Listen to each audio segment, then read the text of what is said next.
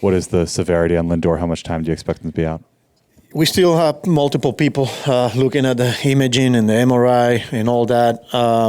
We do know, obviously, there's the injury there, and he's going to be down for quite a bit here. I don't think we're anticipating something like we knew right away with Juan that it was kind of like the best case scenario, and he was going to be on the short side of things. I don't think we're dealing with the same thing here.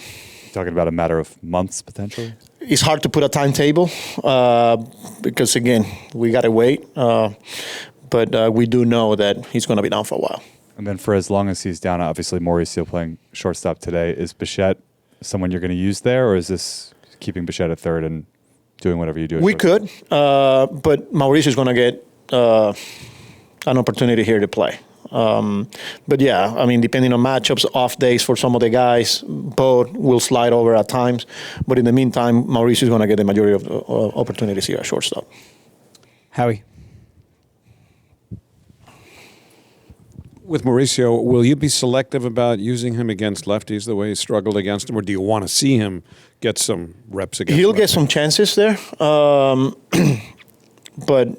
I'm going to pick what we consider good matchups for him from that side of the plate. But yeah, I mean, he'll start against lefties, but I will also won't hesitate if, like game on the line, and it's a tough left on right matchup there and I have a better option on the bench, I'll probably shoot that bullet if I feel like we need to. So I think it'll be case by case, but he'll face lefties. Okay, and maybe I'm wrong, but I think I remember you said yesterday that the plan for today would be for Soto to play the field, and as he's going to DH, what changed there? Well, I think now, not having Lindor in the lineup, we thought DH, then play the field and potentially an off day tomorrow. But now, by DHing him for the next few days, if we need to, see if we can continue to buy extra days there and get all the way to the off day on Monday. But again, it'll be fluid, and we'll adjust, So he's ready to play the outfield if Yes, you need him to? yes, Okay. yes. Abby. Last night, Mark Vientos said when he blew past that stop sign, he was running on instinct, and he would rather be aggressive than passive. He's always going to go on instinct. Are you comfortable with that, or would you rather him stop? He was addressed. Yeah. So, yeah, we handle it. I talked to him. Can have that. So. Dan. Did he get it?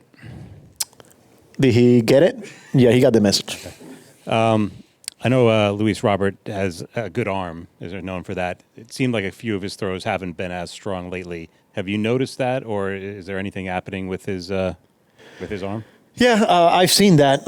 We've seen a better arm from him. I know Gilbert's working with him, with his mechanics, trying to get behind the ball better, use the lower half better, front side, just the throwing mechanics in general, because we do know there's more there in the tank. So, but he feels good. So I think he's just putting him in better positions to throw the baseball. Ben. Carlos, what do you hope to see from Scott tonight?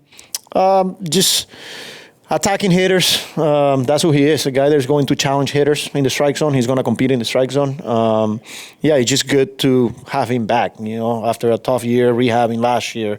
Put a lot of work, a lot of people working behind the scenes with him, and here he is early on, giving us an opportunity to win baseball games.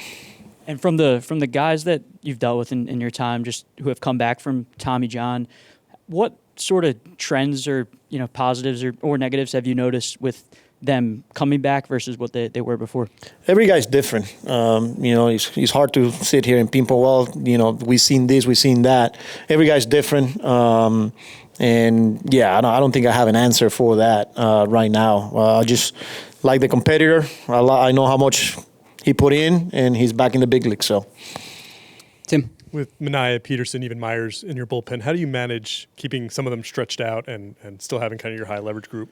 We've been able to do that as far as the stretch out, keeping guys stretched out with Sean. That's the plan with Petey. But if we need to shoot him, for high leverage, we will do it. Just there's a balance. If you start doing that frequently, then you're going to lose pitches there. So the game will tell us how we're going to deploy them, and then we'll adjust accordingly. Will you shorten up Myers any bit now that you've got an extra? Not necessarily. Like if the game dictates for one inning, so be it. But if we need length out of him, he will continue to do that role. Dave. With Soto and DH, Carlos, you mentioned you're going to get to the off day and see how it felt at that. How will you know what the right time is to put him in right field, or will you just be tempted to just kind of keep? Well, yeah, I think checking with him how much running after a game. If he's been on base a lot and he's say scoring from first base, stealing bases or going first to third, then you kind of like check with him, check with the trainers, and we decide whether tomorrow is a good day to be off, to DH him, or he's good to play the outfield. So it's day by day at this time, and just continue to build up volume with him. Daniel. Carlos, ¿qué es tan difícil dirigir un equipo donde pierde una ofensiva como Francisco Lindor? Entra Juan Soto, pero las cosas es difícil en ese momento. Sí, pero no podemos usarla como excusa. Es difícil, ¿verdad? Perder pelotero de esa jerarquía. Vimos perder a Juan Soto y como lo que significó durante esa seguidilla de perdidos. Y pues es lamentable que el día que Soto entra, pues Lindor se cae. Tenemos peloteros buenos, peloteros de grandes ligas, van a seguir recibiendo oportunidades. Nadie se va a sentir mal por nosotros, ¿verdad? No podemos usar esto como excusa y tenemos que seguir. Tony. I think there's been a lot of curiosity to see what it could look like for Mauricio playing every day at this level. What is your curiosity, the organization's, to what he could be now given this opportunity? I mean, the tools are right there, right? We've seen it. When he gets every day at bats, what he's capable of doing. So here he is. He's going to get an opportunity to get playing time. And, we need him to step up, obviously. But just continue to play his game. But the tools are there. So now just got to go out there and do it. Do you expect to play him regularly against left-handed pitching as well? It depends. Like who do we have available that day? But yeah, I will play him against lefties if we need to. Howard, find you. Just to drill down into that, do you think Bichette effectively as your plan B at shortstop right now? He'll be the backup. Yeah, so Mauricio will play, and if Mauricio's going to be down for a day, Bo will play. If I have to make an in-game move, pinch hit for him, Bo can slide over and play shortstop. So, and then just related, like from a medium longer term standpoint with Christian, is there like a hard stop you guys have in mind because he's coming back from Tommy John, or is there thought that look, if he's effective, he's someone who could be part of the solution for you guys as long as the season goes? We have an idea how we're going to handle him. We have to be smart. But yeah, he'll go, and then we'll make adjustments here. But I'm not going to sit and tell competitive reason. Dan. Carlos, the severity of Lindor's injury, is that partially due to the fact that he kept going yet last night? Obviously Soto was able to stop at third base on his play. But Lindor that I don't was know. Able to... That I don't know. I think he got it right away.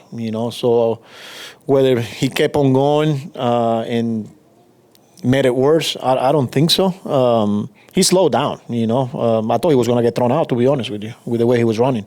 But I don't think that had anything to do with it. Lloyd. As rough as the last 2 weeks have been, I'm just curious if you take comfort or solace in the fact that you really haven't played the National League East, divisional opponents. Do you see that as an opportunity the players do to make up real estate in a hurry?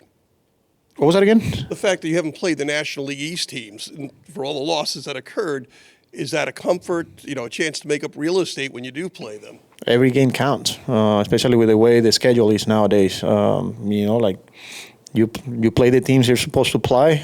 We still got a lot of them in front of against the division. I